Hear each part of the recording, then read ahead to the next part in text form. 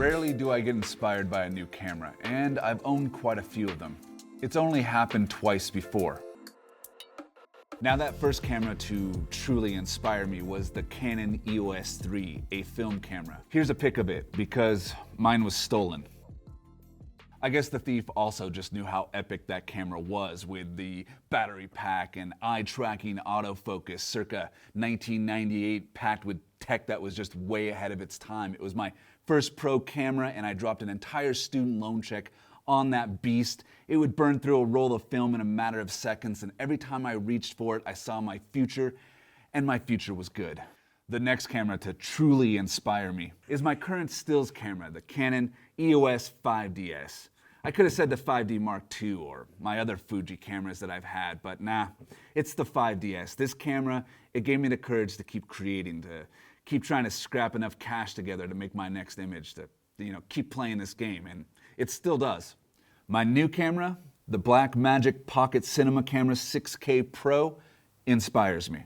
It has a horribly long and ridiculous name that I'm probably never going to be able to say correctly. Before you think that I'm intentionally trying to be dramatic and cheesy and drum up some fake excitement for a brand new thing like I'm trying to sell you on it, I'm not. I would be flat out lying to you if I said I didn't get excited about new gear, acting like gear doesn't matter, because it does. It matters a lot. If for anything, it matters that if I don't get enjoyment from using it, if I don't get excited every time an image pops up on its LCD screen, if it's a pain to use, the fact is I won't, and my creativity will suffer, and it'll just sit there collecting dust in my camera bag along with all my other cameras and lenses and failed dreams. The Blackmagic 6K Pro, it pumps out the mythical B-RAW video at 6144 by 3456 at up to 50 frames per second with their Super 35mm sensor and Canon EF lens mount. It offers a range of resolutions like 4K and 2.8K, which I'm not really a fan of. However, at 2.8K, it can shoot 120 frames per second, which is pretty amazing. It offers 13 stops of dynamic range and a bunch of other great specs, which you can check out in more detail. I'll place that link down in the description below.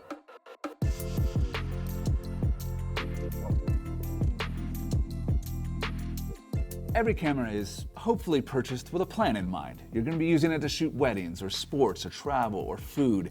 Now, this camera is going to be for some, and for some, it is not. I'm a YouTuber and I'm a food photographer and video maker. I bought the Blackmagic 6K Pro for that, for my A-roll, for my B-roll, and for my food videos. However, there are a few more reasons why I bought this camera. This being the very first reason right here.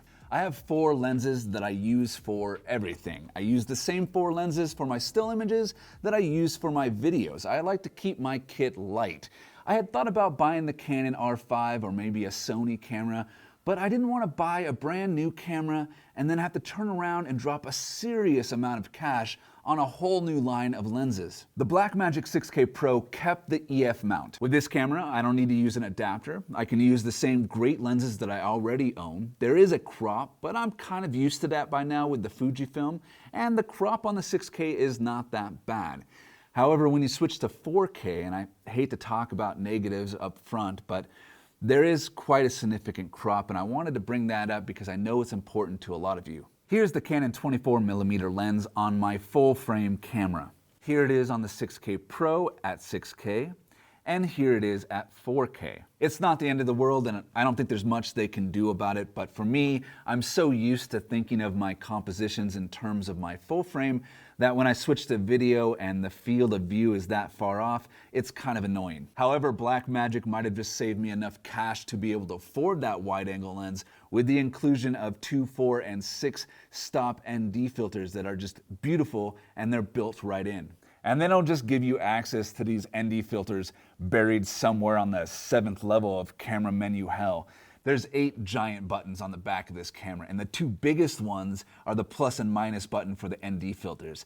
Now, before I bought this camera, it was kind of the one feature that was an upgrade from the Legacy 6K that I could have really cared less about. I was certain that these filters were going to be gimmicky and have a god-awful color cast. But I couldn't be more wrong. Now here is my main shot that I use for my A-roll for all of my videos. You guys have seen it before. It's my typical shot without any ND filters. The aperture is set to 5.6 at 148 at ISO 200, and I have a 150 watt LED light right here with a giant soft box. It's about 2.5 feet away from my face. And that giant window behind me, it looks pretty good. Now I'll show you some shots back to back so you can see the quality of glass that they used for these ND filters inside the Blackmagic. And as I alternate between them, I'll adjust the exposure to balance out each shot. But again, this shot is without any ND filter. Here's the built-in 2-stop ND filter, and it allows me to adjust the aperture all the way down to f2.8 without adjusting the power of the light.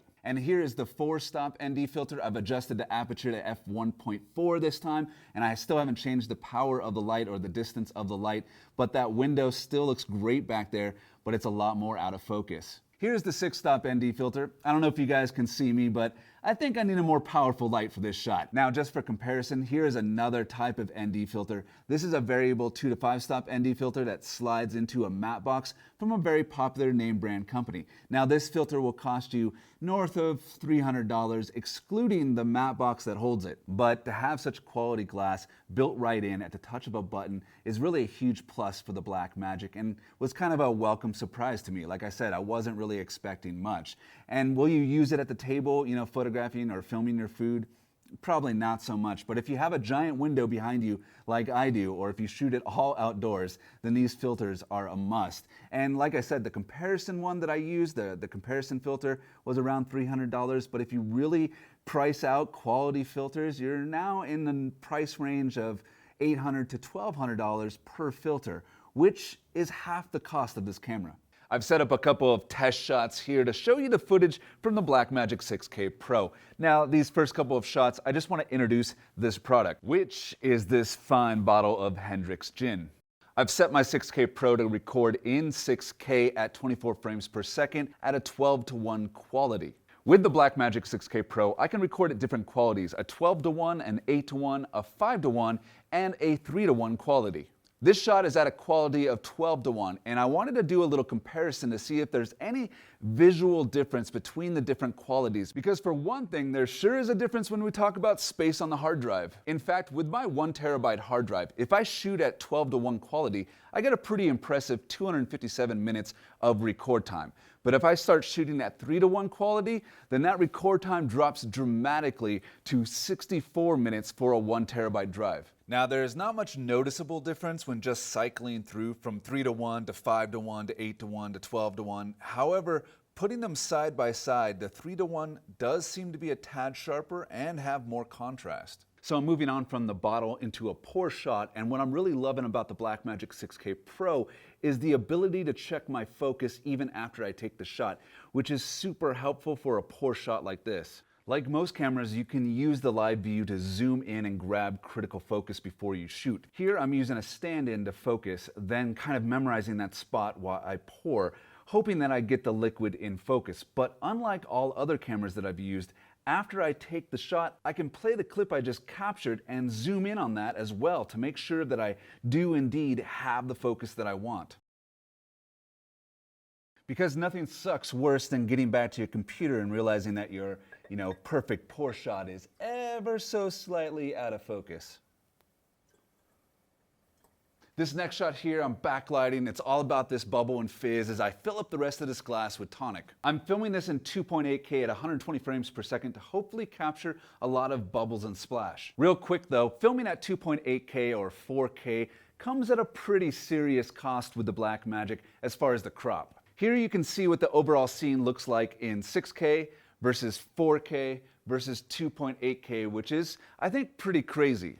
Initially, before I saw what the crop looks like in the 6K Pro, I was thinking that I would shoot everything in 4K just to save on hard drive space, and then only use 6K for those occasions where I want to capture high quality food shots, or maybe I want to crop in on some B-roll. But after seeing what the crop looks like, I think from now on I'll shoot everything in 6K and just buy more hard drives. However, this slow-mo shot at 2.8K with a quality of 3:1 at 120 frames per second just looks amazing. I'm used to shooting my slow-mo at full HD, and so I'm really happy here. It may sound silly and very unartistic, but my camera is a small to medium-sized chunk of what being a photographer is to me. I drop a literal brick of cash on this thing, and afterwards I'm just thinking like, man, now you have to create. You have this awesome camera, it costs a ton, now you have to use it to make some badass work. But that's it for this video. Grab your camera, go make some rockin' images, hit that like button, subscribe, turn on notifications, drop some comments down below, and I'll see you in the next one.